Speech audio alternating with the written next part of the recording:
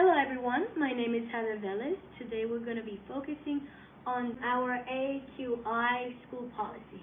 Raised and born in the States, I wasn't aware of what AQI standed for and how it was meant to be there to kind of care for our health. I've been living 6 years in China. One of the most common cultural shock was seeing a lot of people wearing face masks even before our virus situations. As you can see in the picture, we are able to see that from 0 to 5, and quite good air condition. We have moderated, which is 51 to 100. Once it goes from the orange all the way down, it requires us to either use a mask, and to the point where if we are able to avoid going out, it's strongly suggested to do so. With me, I have Mr. Daniel, who will be talking a little bit about what exactly is AQI. So the AQI stands for Air Quality Index. It basically monitors and regulates the quality of the air. Once it gets to 150, as in the amount of pollution, we have to cancel outdoor recess. Anywhere from 120 to 150 is a cautious level, so anyone with respiratory conditions or asthma as such, we just need to take extra care while they're outdoors.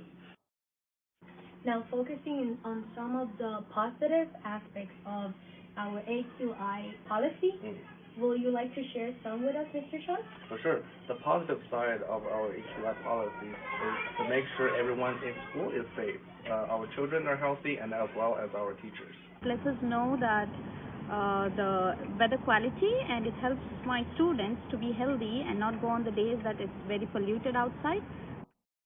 May you share with us some of the negative aspects of our policy?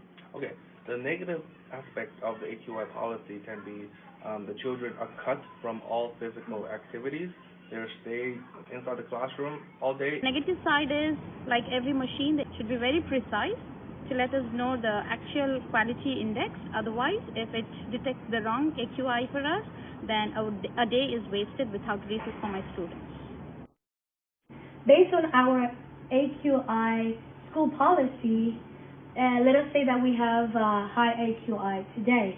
How does this will affect your class, and how do you modify in order to kind of acquire a little bit of what you were planning to do in class?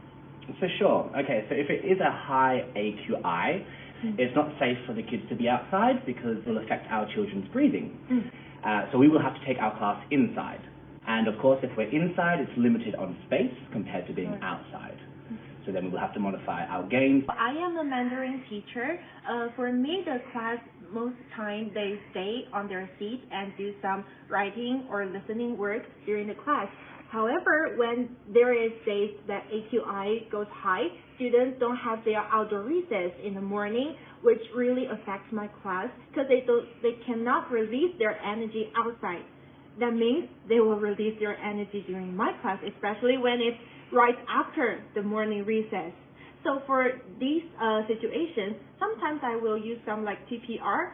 For example, let's say to explain what does push mean. I can ask them to stand up and do what we are learning, and also other like movements.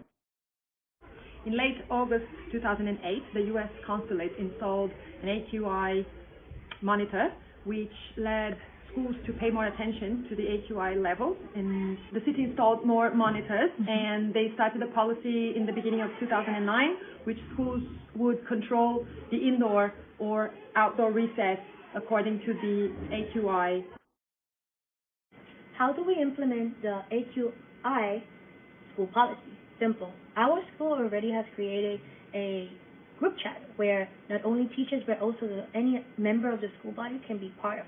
And here we're able to share every kind of important message throughout the day. This also helps us to kind of inform teachers and school bodies of what's the current AQI throughout that specific day. This is done during the morning, during lunch, and in the afternoon. Now, on top of it, we have what we call duty leader teachers, or our general duty teachers. Now, The duty leader teacher is in charge of making sure that the rest of the duty teachers are on their positions during recess, let us say outdoors or indoor. Not only that, but we are also in charge of informing the rest of the school if the air quality is good enough to be going outside or if it's high and we are required to stay indoors.